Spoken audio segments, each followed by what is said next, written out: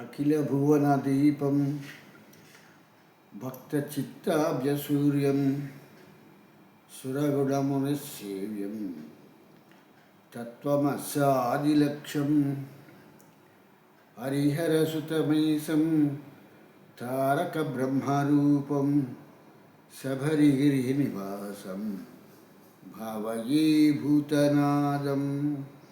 స్వామియే శరణమయ్యప్ప. ప్రియమైన ఆత్మబంధువులారా, ఆశ్రిత వారి సౌజన్యంతో మనం ఈ భక్తి అనేటువంటి ఈ యొక్క కార్యక్రమాన్ని మనం ప్రారంభించుకున్నాము. ఈ ప్రారంభించుకున్నటువంటి ఈ యొక్క కార్యక్రమంలో మనం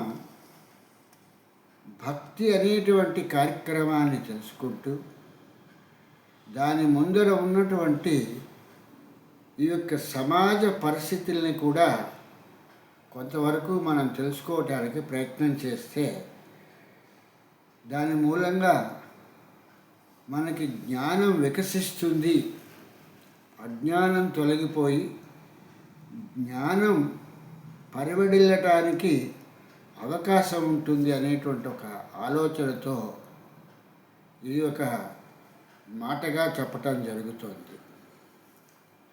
వాస్తవానికి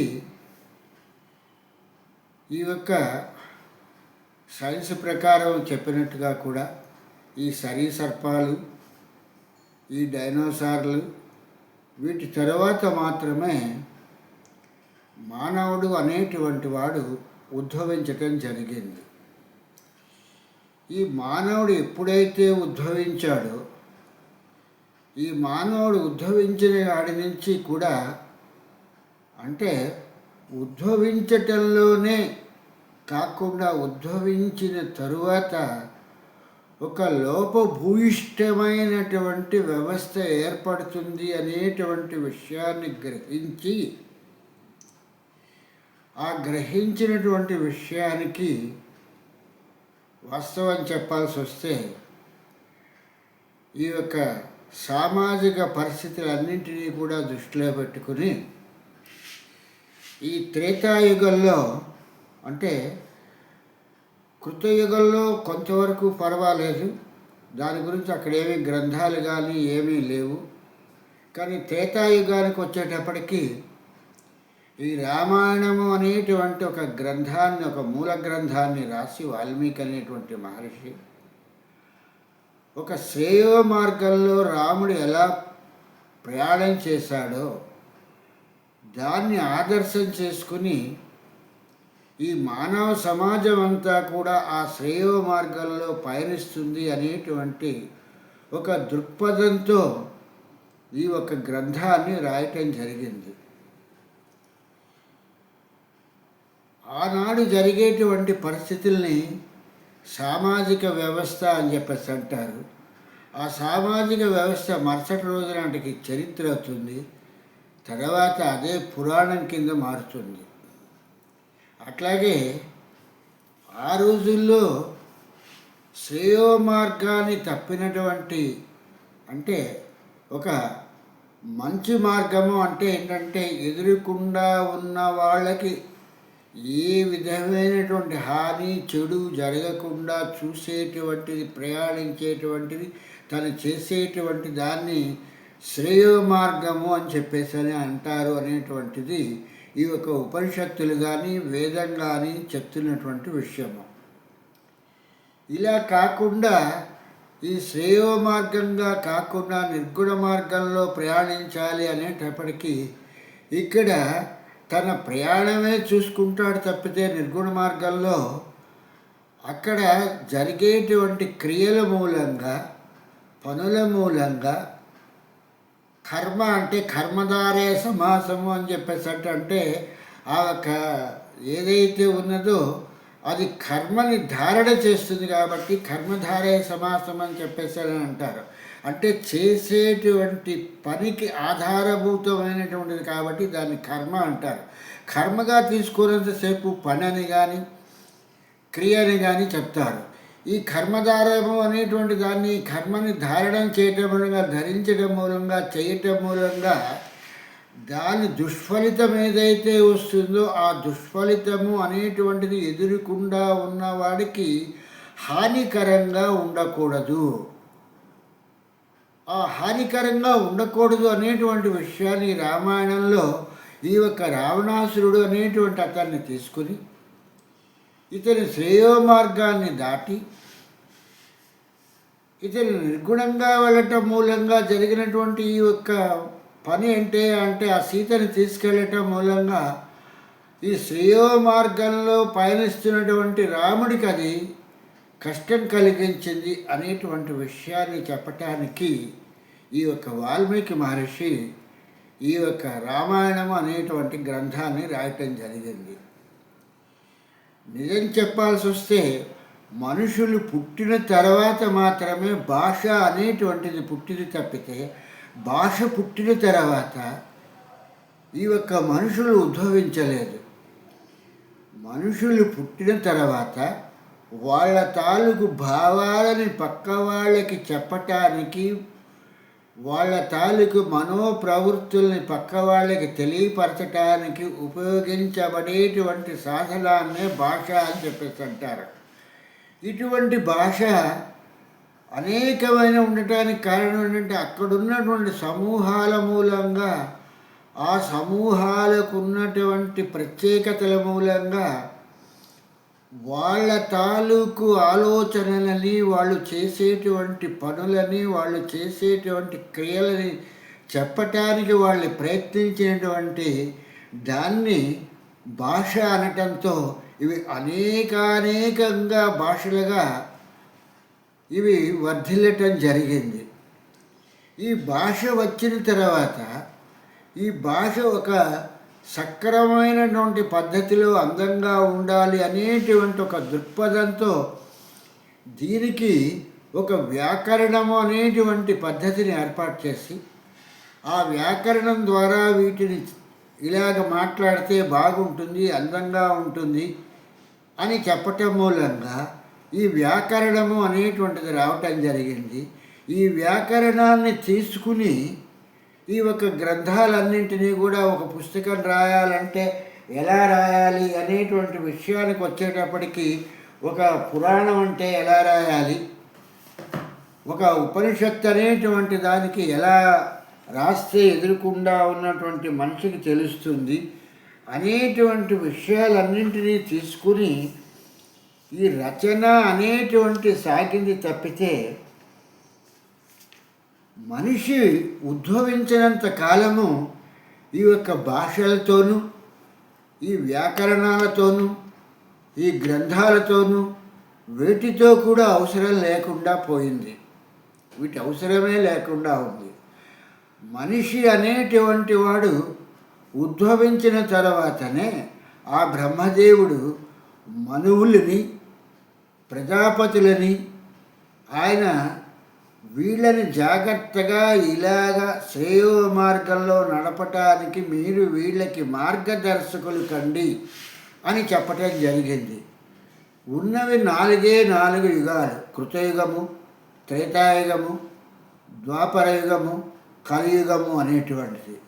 ఈ 4 యుగాలని నడపటానికి 10 మంది ప్రజాపతులు అనేటువంటి వాళ్ళు ఈ యొక్క ప్రజాపతుల్ని 10 మందిని సృష్టించడం జరిగింది. ఒక్కడి చేత ఈ మానవులు ఈ యొక్క 4 యుగాల్లో కూడా వీళ్ళు ఈ ఒక్కడు చెప్పిన మాట వినరు అనేటువంటి ఒక దృక్పథాన్ని తీసుకుని ఈ 10 మంది ప్రజాపతులు అనేటువంటి వాళ్ళని తీసుకుని ఒక్కొక్క యుగానికి అంటే 2 ప్రజాపతుల తర్వాత ఒక అతను అంటే సగభాగము అన్నట్టుగా అతను తాలూకు ఆలోచనలు చెప్పి ఎప్పటికప్పుడు అన్నట్టుగాను మార్పు చేర్పులు చేస్తూ ఈ ఒక్క మానవాళిని నడపాలి అనేటువంటి ఒక దృక్పథంతో ఈ ఒక్క ప్రజాపతులను ఆ ఒక్క బ్రహ్మదేవుడు అనేటువంటి ఆయన ఈ ప్రజాపతి వ్యవస్థను చేయటం జరిగింది. ఈ ప్రజాపతులు 10 మంది తర్వాత ఈ యొక్క మనువులు అనేటువంటి వాళ్ళని ఈ 4 యుగాలకి 14 మంది మనువుల్ని పెట్టడం జరిగింది. అంటే ఒక్కొక్క యుగానికి నలుగురు మనువులు తర్వాత ఇంకొక మనువులో సగం మనువు మాత్రమే వీళ్ళకి ఆ యుగానికి చెప్పటం జరుగుతుంది. అంటే 4.5 మాత్రమే మనువులు ఈ యొక్క యుగాన్ని కృతయుగం కానీ, త్రేతాయుగం కానీ, ద్వాపరయుగం కానీ, కలియుగం కానీ వాళ్ళ తాలూకు విషయాలని ఈ యొక్క జన వాహినికి చెబుతూ వాళ్ళ ఆలోచనలని వాళ్ళు సక్రమంగా అమలు చేసేటట్టుగా చూడటానికి 4.5 మనుషులకు మాత్రమే, అంటే 3.5 ప్రజాపతులకు మాత్రమే ఈ యొక్క విషయము జరుగుతున్నటువంటి విషయము. కనుక ఇటువంటి విషయాలన్నింటినీ దృష్టిలో పెట్టుకుంటే శ్రేయో మార్గం అంటే ఒక మనిషి మంచి మార్గంలో నడిచి తను పుట్టిన దగ్గర నుంచి మరణించే వరకు ఎదురుకుండా ఉన్న వాళ్ళకి ఏ విధమైనటువంటి హాని జరగకుండా, కీడు జరగకుండా తనంతట తనుగా తను పని చేసుకుంటూ ఎదురుకుండా ఉన్న వాళ్ళకి ఏమైనా చేయగలిగితే మంచి చేసేటువంటి పరిస్థితిలో ఉండేటట్టుగా చూడటానికే ఈ ప్రజాపతులు, ఈ మనువులు అనేటువంటి వాళ్ళు ఆ ఒక బ్రహ్మచేత పుట్టించడం జరిగింది. ఈ మానవుల్ని పుట్టించటానికి అనేటువంటి దీంట్లో ఈ యొక్క రుద్రుల ద్వారా మాత్రమే ఈ యొక్క మానవుల్ని పుట్టించటం అనేటువంటిది జరిగింది. ఇన్ని జాగ్రత్తలు తీసుకున్నప్పటికీ కూడా మానవుడు అనేటువంటి వాడు శ్రేయో మార్గాన్ని వదిలేసి, మంచి మార్గాన్ని వదిలేసి ఎంతసేపు కూడా ఎదురుకుండా ఉన్న మనిషికి నష్టం వాటిల్లేటట్టుగా తను చేసేటువంటి పనులు కానీ, తను చేసేటువంటి క్రియలు కానీ, తను చేసేటువంటి కర్మలు కానీ ఎదురుకుండా ఉన్నటువంటి మనిషికి అవి ప్రమాదకరమైనటువంటి పరిస్థితిలోనే ఉన్నాయి తప్పితే ఇంకొక పరిస్థితిలో లేనే లేవు అనేటువంటి విషయాన్ని గ్రహించవలసినటువంటి విషయము. ఇది మానవులే కాదు, దానవులే కాదు, దేవతలే కాదు అన్నట్టుగా ఈ శ్రేయో మార్గాన్ని ఎవరైతే వదిలేస్తారో ఆ శ్రేయో మార్గంలో నుంచి పక్కకి రాగానే అక్కడ ఈ యొక్క పోరాటము అనేటువంటిది జరుగుతుంది అనేటువంటి విషయాన్ని కృతయుగం నుంచి ప్రారంభిస్తే కలియుగం వరకు కూడా వీటి గురించి చెప్పటానికే ఈ పురాణ ఇతిహాసాలు, ఈ ఉపనిషత్తులు ఇవన్నీ కూడా చెప్పటం అనేటువంటి జరిగింది అనేటువంటి విషయాన్ని మనం గ్రహించవలసినటువంటి ముఖ్యమైన విషయము.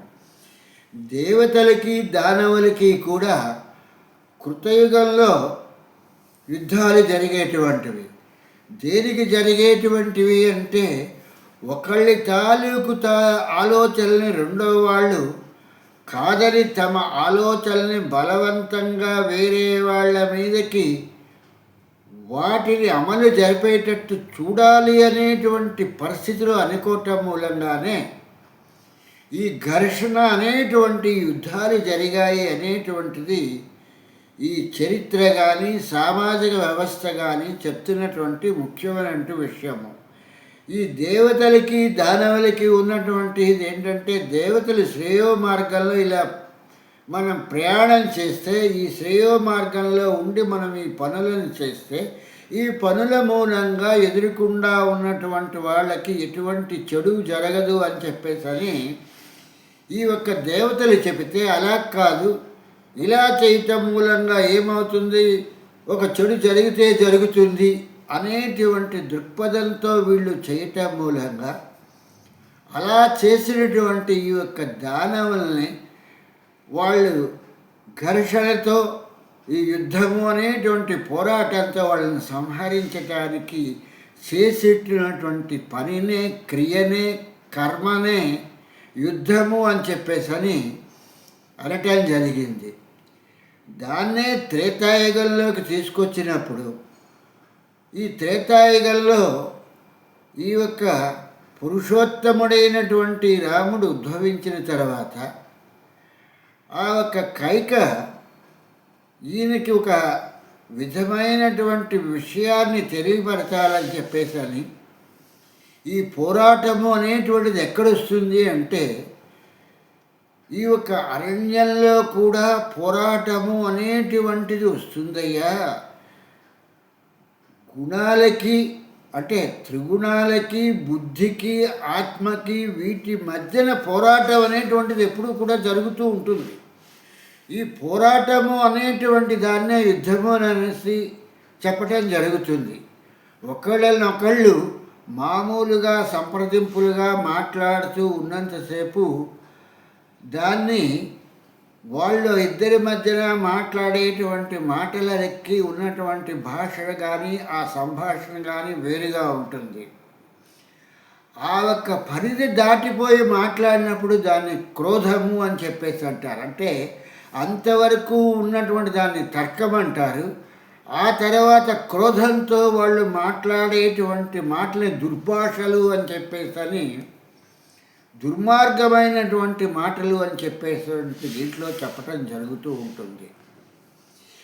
ఆ ఒక్క సంభాషణ కూడా దాటిపోయి ఒకళ్ళ మీద ఒకళ్ళు కలియబడి వాళ్ళు చేసేటువంటి దాన్ని ఆ క్రియను యుద్ధము అని చెప్పేసరి పోరాటము యుద్ధము అని చెప్పేసరి చెప్పటం జరుగుతుంది.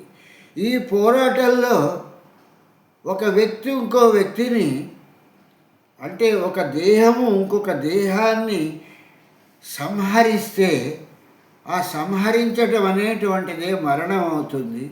ఆ మరణం సంభవించగానే ఆ మరణించినటువంటి వ్యక్తిలో ఉన్నటువంటి జీవుడు, ప్రాణము, ఆత్మ కూడా ఇవన్నీ కూడా బయటికి వచ్చేసేసి ఆత్మలో అంతరాత్మలో కలిసిపోతుంది. జీవుడు బ్రహ్మ దగ్గరికి వెళ్ళిపోతాడు. ఈ ఒక ప్రాణము ఈ ఒక వాయువులో కలిసిపోతుంది. దీని మూలంగా ఈ గెలిచినటువంటి అతను సాధించినటువంటిది ఏంటి? అతను సంహరించటం మూలంగా పోనీ ఇతనైనా పోనీ ఏ విధమైనటువంటి మరణం లేకుండా అతను జీవిస్తాడా అంటే ఇతనికి కూడా మరణం ఉంది. కానీ ఆవేశము అనేటువంటి క్రోధాన్ని తెచ్చుకుని ఎదురుకుండా ఉన్నటువంటి మనిషికి శ్రేయో మార్గంలోకి తీసుకురాలేక తన తాలూకు మనోదౌర్బల్యంతో ఆ మనిషిని సంహరించి అంటే ఆ మనిషిని చంపేసి తను ఏదో బాగుకున్నాను శ్రేయో మార్గంలో ఉన్నాను అనేటువంటి పరిస్థితిలో తనగా అనుకుంటున్నాడు తప్పితే ఎవరూ కూడా అది శ్రేయో మార్గం అని చెప్పేటువంటి పరిస్థితి కాదు. ఈ ఒక్క విషయాన్నే వాల్మీకి మహర్షి గారు తెలియపరుస్తూ ఈ రామాయణం అనేటువంటి ఉద్గ్రంథాన్ని రాయటం జరిగింది. ఆనాటి సామాజిక పరిస్థితులను చెప్తూ ఆ సమాజ పరిస్థితులే తర్వాత చరిత్రగా మారి ఆ చరిత్రగా మారినటువంటిదే పురాణంగా మారింది. ఈ పురాణము అనేటువంటి దానికి ఏంటంటే పంచలక్షణాలు ఉండాలి. కాబట్టి ఈ యొక్క పంచలక్షణాలని ఈ యొక్క పురాణంలో తీసుకుంటే ఈ యొక్క దీనికి వచ్చేటప్పటికి స్వర్గము అంటే ఈ రాసేటువంటి చెప్పేటువంటిది ఎన్ని అధ్యాయాలు, ఎన్ని స్వర్గాలు, ఎన్ని చాప్టర్స్గా చెప్పటం జరుగుతోంది. నువ్వు ఎంత నిడివిగా చెప్పాలనుకుంటున్నావు, దాన్ని ఎన్ని స్వర్గాలుగా అన్నట్టుగా ఎన్ని భాగాలుగా చెప్దావు అనుకుంటున్నావు అని చెప్పేటువంటి దాన్ని స్వర్గ అని చెప్పేసి అని అంటారు. ఆ భాగాలే కాకుండా ఉపభాగాలు ఏవైనా ఉన్నట్టయితే వాటిని చెప్పేటప్పుడు విసర్గ అనేటువంటి దాంట్లో చెప్పారు. స్వర్గాన్ని సగభాగం చేస్తే విసర్గం అవుతుంది. దానికి ఇంకా ఇంకా ఇంకా విసర్గాలను తీసుకుని వెళ్ళటానికి కూడా అవకాశమైనటువంటిది ఉంటుంది. ఈ యొక్క విసర్గానికి వచ్చిన తర్వాత స్వర్గము విసర్గము అయిన తర్వాత దీన్ని ఏ మనువు తాలూకు కాలంలో జరుగుతోంది. ఒక యుగానికి ఇద్దరు మనువుల తర్వాత ఇంకొక మనువు అనేటువంటి వాడు సగభాగమే పరిపాలిస్తాడు. అటువంటి పరిస్థితిలో ఈ ఇద్దరి మనువుల్లో ఏ మనువు తన తాలూకు భాగంలో ఉంటున్నప్పుడు ఈ యొక్క కృతయుగము కానీ త్రేతాయుగము కానీ కలియుగము కానీ ద్వాపరయుగము కానీ అనేటువంటి వాటిలో ఏ మనువు కాలంలో ఈ యొక్క ఘర్షణ కానీ ఈ యొక్క విషయం కానీ జరిగింది అనేటువంటి విషయాన్ని చెప్పటానికి అక్కడ ఆ మనువుని గురించి చెప్పాలి. ఆ 14 మంది మనువుల్లో ఆ 14 మంది మనువులకి కూడా ఆ పేర్లున్నాయి. ఆ పేర్లను బట్టి ఏ మనువు కాలంలో ఈ ఒక్క విషయం జరిగింది, ఈ పోరాటం జరిగింది అనేటువంటి విషయాన్ని తప్పకుండా చెప్పాలి. చెప్పిన తర్వాత అక్కడ అవతారిక అంటే ఉద్భవించినటువంటి వాడెవరు, ఎవరెవరి మధ్యన ఈ యొక్క ఘర్షణ జరిగింది అనేటువంటి విషయాన్ని కూడా చక్కగా ఆలోచించి చెప్పాలి. కాబట్టి అక్కడ జరిగేటువంటి ఆ కర్త కర్మ అనేటువంటి వాళ్ళు ఎవరు, ఏ ఒక్క కర్త దీన్ని చేశాడు, ఏ ఒక్క కర్త చేయటం మూలంగా ఈ యొక్క పని చేయటం మూలంగా కర్మ అనేటువంటి ఈ యొక్క కర్త చేసినటువంటి ఈ యొక్క పని కర్మ ఏదైతే ఉందో ఎవరు అనుభవించారు, ఎవరు దీని మూలంగా ఫలితాన్ని అనుభవించారు అనేటువంటిది. రామాయణాన్ని తీసుకుంటే రామాయణంలో కర్త రాముడు. ఈ యొక్క రావణాసురుడు అనేటువంటి అతను శ్రేయో మార్గాల్లో కాకుండా ఈయన వచ్చి సీతని అనేటువంటి సీత అనేటువంటి ఈ యొక్క ప్రకృతిని ఈయన తీసుకువెళ్ళటం, తన ఆధీనంలోకి తీసుకువెళ్ళటం జరిగింది. ప్రకృతి ఒకరి తాలూకు ఆధీనంలో ఉండకూడదయ్యా.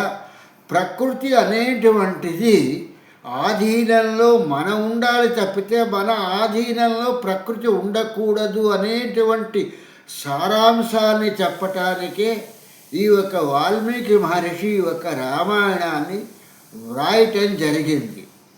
కనుక ప్రకృతిని ఆ యొక్క చెరసాలలో నుంచి, ఆ బంధీకృతుడి నుంచి, ఆ రావణుడి దగ్గర ఉన్నటువంటి పరిస్థితిలో నుంచి బయటికి తీసుకురావటానికి ఈ పురుషోత్తముడైనటువంటి రాముడు ఆ యొక్క రావణాసురుడి మీద కర్తగా ఆయన వెళ్ళి కర్మ అనేటువంటి యుద్ధాన్ని చేసి అతని నుంచి ఈ యొక్క సీతని చెర విడిపించి ఈ యొక్క ప్రకృతికి ఈ పరాప్రకృతి, అపరాప్రకృతి, మూల ప్రకృతి అని ఏ పేర్లతో పిలిచినప్పటికీ కూడా ఈ ప్రకృతిని బంధీకృతంలో నుంచి తప్పించి స్వతంత్రురాలుగా ఉంచేటువంటి పరిస్థితి. అంటే ప్రకృతిని స్త్రీగా ఎందుకు చెప్పారు అని అంటే తనకి స్వాధి అంటే తను స్వతంత్రంగా తను ఏ ఒక్క విషయాన్ని చేసేటువంటి పని లేదు.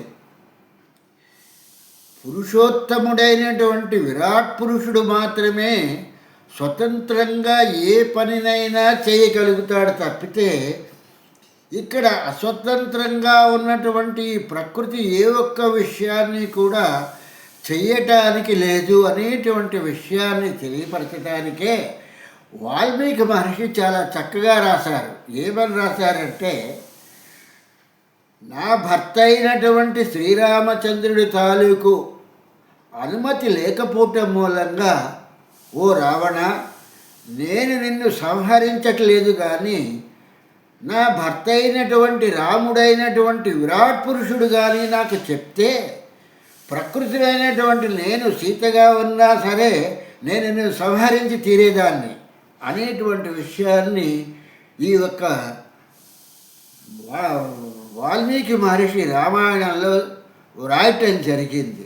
ఇటువంటి విషయాలన్నింటినీ కూడా ప్రజలకి అన్నట్టుగానే చెప్పవలసినటువంటి మనము ఎంతసేపు కథాభాగాలుగా తీసుకుని చెప్తూ ఉంటే ఈ మానవులు ఎప్పుడూ కూడా శ్రేయో మార్గంలోకి రారు. ఈ రామాయణంలో ఈ యొక్క వానరులైనటువంటి బుద్ధిహీనులైనటువంటి వానరులనైనా సరే మానవుడు తన తాలూకు ఆధీనంలో అంటే ఆ పురుషోత్తముడు తన తాలూకు ఆధీనంలోకి తీసుకొచ్చి తను చెప్పినటువంటి పని ఈ వానరులు చేసేటట్టుగా చేసి వాళ్లతో యుద్ధం చేసి ఆ సీతని తీసుకొచ్చి మళ్ళీ అయోధ్య చేరుకున్నాడు అనేటువంటి విషయాన్ని వాల్మీకి వ్రాస్తున్నాడు. బుద్ధి కలిగినటువంటి పులస్స బ్రహ్మ తాలూకు పౌత్రుడైనటువంటి ఈ ఒక్క రావణ బ్రహ్మకి ఈ శ్రేయో మార్గంలో ప్రయాణించవలసినటువంటి మార్గాన్ని గోచరించక ప్రకృతిని తన బంధీకృతం చేసుకుని ప్రకృతిని తన ఆధీనంలో ఉంచుకోవాలి అనేటువంటి పరిస్థితిలో అతను ఉండటం మూలంగానే ఈ యొక్క ఘర్షణ జరిగి ఈ యొక్క వానరులే కానీ రాక్షసులే కానీ ఈ యొక్క పోరాటంలో వీళ్ళందరూ కూడా మృతి చెందటం మరణించడం జరిగింది ఈ యొక్క త్రేతాయుగంలో అనేటువంటి విషయాన్ని ఇక్కడ మనం గమనించవలసినటువంటి విషయము. పోరాటం ఎప్పుడైతే జరుగుతుందో ఆ పోరాటంలో ఎప్పుడూ కూడా బలప్రయోగ సిద్ధాంతము అని చెప్పేటువంటి ఒక సిద్ధాంతాన్ని చెప్తారు ఈ చరిత్రకారులు. ఈ బలప్రయోగ సిద్ధాంతం ఏంటంటే బలవంతుడైనటువంటి వాడు బలహీనుణ్ణి చంపేయడమే బలప్రయోగ సిద్ధాంతము అని చెప్పేసి అంటాడు. ఈ బలవంతుడైనటువంటి వాడు బలహీనుడైనటువంటి వాడిని తన ఆధీనంలోకి తీసుకుని తన చెప్పు చేతలలో తను చెప్పినట్లుగా వాడు నడిచేటట్లుగా చూసుకుంటూ తను చెప్పేటువంటి పనులను తను చేసేటట్లుగా చూసుకోవటంతో అక్కడ పోరాటం ఉండదు. ఎప్పుడైతే వీడు ఎదురు తిరుగుతాడో ఆ ఒక్క బలవంతుడికి బలహీనుడు ఎదురు తిరిగినప్పుడు ఆ జరిగేటువంటి పోరాటంలో ఈ బలహీనుడు మరణిస్తాడు. దీన్ని బలప్రయోగ సిద్ధాంతం అని చెప్పేసి చెప్తారు. ఇది రామాయణంలో జరిగిన, భారతంలో జరిగిన, ఎక్కడ జరిగినా కూడా ఇది చరిత్రలో ఎక్కడ ఏ ఒక్క దాంట్లో జరిగినా దీన్ని బలప్రయోగ సిద్ధాంతం అనే చెప్తారు. ఈ బలప్రయోగ సిద్ధాంతం మూలంగా బలవంతుడు గెలుస్తాడు, బలహీనుడు మరణిస్తాడు. ఈ బలహీనుడు మరణించడంతో ఈ బలహీనుడిని ఎంతమంది వాళ్ళు బలపరిచి ఆ బలహీనుడి వైపు ఉంటారో అందరూ కూడా నశిస్తారు, మరణిస్తారు అనేటువంటి విషయాన్ని మనకి ఈ యొక్క భారతం చెప్తున్నటువంటి ముఖ్యమైనటువంటి విషయము. 18 అక్షోణీలతో వెళ్ళినటువంటి ఈ యుద్ధము చివరికి వచ్చేటప్పటికి ఎవరు మిగిలారా అంటే ఈ 5 మాత్రమే, పాండవులు మాత్రమే మిగిలారు. మిగిలిన వాళ్ళందరూ కూడా మరణించారు అనేటువంటి విషయం. ఏంటంటే ఇక్కడ పాండవుల బలప్రయోగ సిద్ధాంతంలో కృష్ణ భగవానుడు తన పక్కనుండటం మూలంగా తన తెలివితేటలతో ఆ ఒక్క భగవానుడు అనేటువంటి ఈ విరాట్ పురుషుడు ఈ పంచభూత తత్వమైనటువంటి ఈ పాండవులను తీసుకుని వీళ్ళ ద్వారా వీళ్ళందరినీ కూడా ఈ 18 అక్షోణీలని కూడా ఈయన నాశనం చేయటం మూలంగా ఈ బలప్రయోగ సిద్ధాంతంలో 18 అక్షోణీలు సర్వనాశనం అయిపోయి మరణించడం జరిగింది అనేటువంటి విషయాన్ని ఇక్కడ బలప్రయోగ సిద్ధాంతం చెప్తున్నటువంటి విషయము. అలాగే చరిత్రలో ఏ రాజు ఎవరు యుద్ధాలు చేసుకుని చెప్పుకున్నా ఇవన్నీ కూడా బలప్రయోగ సిద్ధాంతానికే వస్తాయి అనేటువంటి విషయాన్ని చరిత్రకారులు చెప్పినటువంటి విషయము. వీటన్నింటికీ కారణం ఏమిటయ్యా అంటే మనిషిలో దాగున్నటువంటి అవిద్య అనేటువంటిది నశించినంత కాలము, జ్ఞానము రానంత కాలము, విద్యాపరుడు కానంత కాలము కూడా తన తాలూకు అజ్ఞానాన్ని ఎదురుకుండా ఉన్నటువంటి వాళ్ళ మీద రుద్ది వాళ్ళని కూడా ఈ యొక్క అవిద్యలోనూ అజ్ఞానంలోనూ ముంచివేయటానికి ప్రయత్నించటం మూలంగా జరిగేటువంటి ఈ పోరాటమే ఈ యుద్ధము అని చెప్పేసి అంటారు అని చెప్పేసి వాల్మీకి మహర్షి రామాయణంలో రాయటం జరిగింది. ఇటువంటి విషయాలేవి గ్రహించకుండా మనం ఒక రామాయణాన్నో ఒక భారతాన్నో తీసుకుని చెప్పటం మూలంగా అక్కడ మనకి తెలిసేటువంటిది ఏంటంటే వర్గ పోరాటము అనేటువంటిదే తెలుస్తుంది తప్పితే వర్గ పోరాటానికి మూలమేమిటి? అవిద్య అనేటువంటిది ఉండటం మూలంగా. ఈ అవిద్య అనేటువంటిది ఎక్కడి నుంచి వచ్చింది? ఈ అవిద్య అనేటువంటిది ఎవరు కూడా ఈ అవిద్యలో ఉండటానికి మూల కారణం ఏంటంటే విద్యాపరాయణులు, జ్ఞానం కలిగిన వాళ్ళు ఏంటంటే ఈ దేహం ఎప్పుడూ కూడా, ఈ ఉపాధులు ఎప్పుడూ కూడా శాశ్వతం కాదు. ఇవి వస్తూ ఉంటాయి, పోతూ ఉంటాయి. ఈ జనన మరణం అనేటువంటి ఈ ఒక చక్రంలో ఈ జీవరాశులన్నీ కూడా తిరుగుతూ ఉంటాయి అనేటువంటి పరిస్థితులు ఇవి ఆలోచిస్తాయి. ఈ అవిద్యలో ఉన్నటువంటి వాళ్ళు ఇటువంటి పరిస్థితిని ఆలోచించలేకపోవటం మూలంగా ఒక సూది మనమోపినంత జాగా కూడా పాండవులకు ఇవ్వను అనేటువంటిది ఈ యొక్క ఎవరైతే ఉన్నారో ఈ కౌరవులకు అధిపతి అయినటువంటి దుర్యోధనుడు చెప్పాడో, ఎల్లకాలం ఈ భూమి మీద తను ఉండడు కదా, సూది మనమోపే భాగం ఇవ్వను అంటే తను ఎల్లకాలం ఉండేటట్టే, తన ఉపాధి ఉండేటట్టే అనటానికి. ఏదో ఒక టైంలో యుద్ధం కాకపోతేనో ఏదో విధంగా ఈ యొక్క దేహం వెళ్ళిపోవలసింది. ఈ ఉపాధులు ఎప్పుడూ కూడా ఎవరికీ కూడా శాశ్వతం కాదు. అంత అవతార పురుషుడైనటువంటి రాముడు అవతారాన్ని చాలించేశారు, దేహక్రియను చాలించేశారు. అంత అవతారాన్ని ఎత్తి 18 అధ్యాయాలను బోధించినటువంటి శ్రీకృష్ణుడు కూడా దేహాన్ని వదిలేసి వెళ్ళిపోయారు. అంటే ఇక్కడ ఈ యొక్క ఉపాధులు ఏవీ కూడా, ఎటువంటి ఉపాధిలోకి వచ్చినప్పటికీ కూడా, ఏ ఉపాధి కూడా, ఏ దేహము కూడా శాశ్వతము కాదు అనేటువంటి విషయాన్ని జ్ఞానంలో తెలుసుకోవాలి. అటువంటి జ్ఞానం లేకపోతే దాన్ని అవిద్య, అజ్ఞానము అని చెప్పేశారంటారు. ఈ అజ్ఞానంతో ఇవన్నీ నావే నేను శాశ్వతుడిని అని చెప్పని వీడు అజ్ఞానాంధకారంలో ఎప్పుడైతే తలుస్తాడో అప్పుడు మాత్రమే పోరాటము అనేటువంటిది సంభవిస్తుంది అనేటువంటి విషయాన్ని మనకి ఈ రామాయణం కానీ, భారతం కానీ, భాగవతం కానీ, మిగిలినటువంటి ఏ ఒక్క పురాణాలు తీసుకున్నప్పటికీ కూడా మనకి తెలియపరిచేటువంటిది ఏంటంటే, జ్ఞానం ఎప్పుడైతే కలగదో, అజ్ఞానంలో ఉన్నామో, విద్య ఎప్పుడైతే లేదో, అవిద్యలో ఎప్పుడైతే ఉన్నామో అప్పుడు మాత్రమే ఈ వర్గ పోరాటాలు జరిగి మరణించటము అనేటువంటిది జరిగి, ఈ బలప్రయోగ సిద్ధాంతం అనేటువంటిది అమలు జరిగి అక్కడ మరణించడం జరుగుతోంది అనేటువంటి విషయాన్ని మనం గ్రహించవలసినటువంటి విషయము. కనుక ఇటువంటి విషయాలలో ఇక్కడ పాపము, పుణ్యము, స్వర్గము అనేటువంటి విషయాలను ఆలోచించటానికి ఎవరు ఆలోచిస్తారు?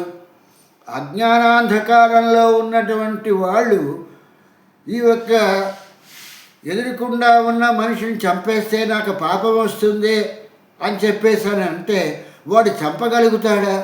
లేదు. కనుక అక్కడ వాడు అవిద్యలో ఉండబట్టే ఎదురుకుండా ఉన్నటువంటి వాళ్ళకి చెడు చేసి వాళ్ళని సంహరించటం అనేటువంటిది జరుగుతోంది. అదే విద్యలో ఉన్నట్టయితే వాళ్ళిద్దరూ కూడా ఒక మ్యూచువల్ అండర్స్టాండింగ్లో వాళ్ళు జీవనం జరపటానికి అవకాశం ఉంటుంది. ఇప్పుడు ప్రకృతి విరాట్ పురుషుడు విద్యాపరాయణలు అవ్వటం మూలంగా వర్గ పోరాటం అనేది ప్రకృతికి కానీ విరాట్ పురుషుడికి కానీ ఉండదు. విరాట్ పురుషుడు ఎప్పుడూ కూడా వర్గ పోరాటాన్ని ప్రోత్సహించాడు.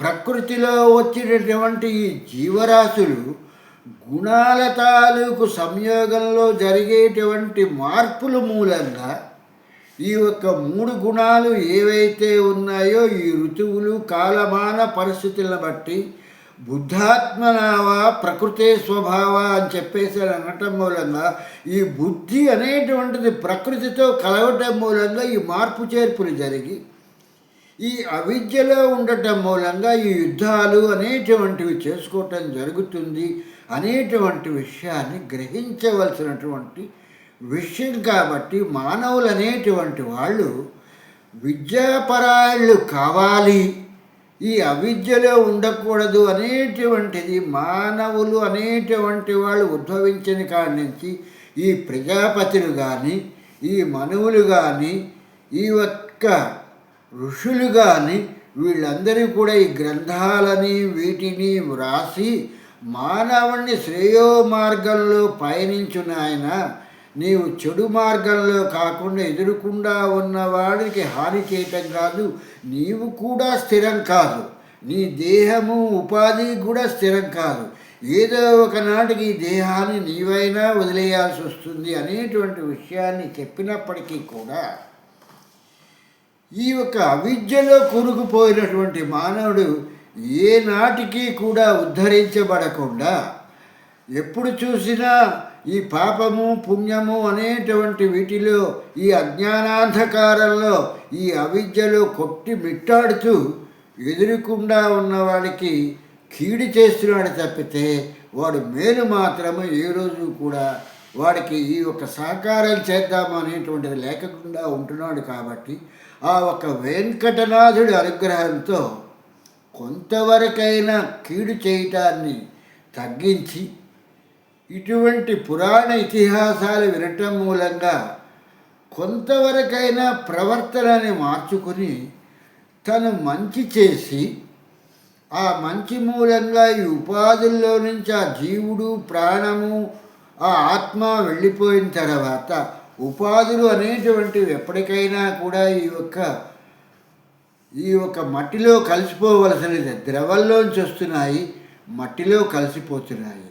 ఈ విషయాన్ని తెలుసుకుంటే ఈ యొక్క వర్గ పోరాటము, ఈ అహంకారము, ఈ క్రోధము అనేటువంటిది ఉండదు. కాబట్టి ఆ వెంకటనాథుడి అనుగ్రహంతో ఇటువంటి విషయాలన్నింటినీ కూడా తెలుసుకుని కొంతవరకైనా ఈ యొక్క బలప్రయోగ సిద్ధాంతాలన్నింటినీ కూడా మనం తగ్గించుకుని ఈ క్రోధాన్ని మానుకుని ఆ ఒక అయ్యప్ప అనుగ్రహంతో ఈ శ్రేయో మార్గంలో నయనకాంతుల వెలుగులోన దారి చూపవయ నీవేనా ఇలా వేల్పు స్వామి, నీవే నాకు దిక్కు అని చెప్పేసి అనుకుని ఆ ఒక అయ్యప్పని ప్రార్థించుకుంటూ స్వామి శరణం, స్వామి శరణం, స్వామి శరణం అయ్యప్ప.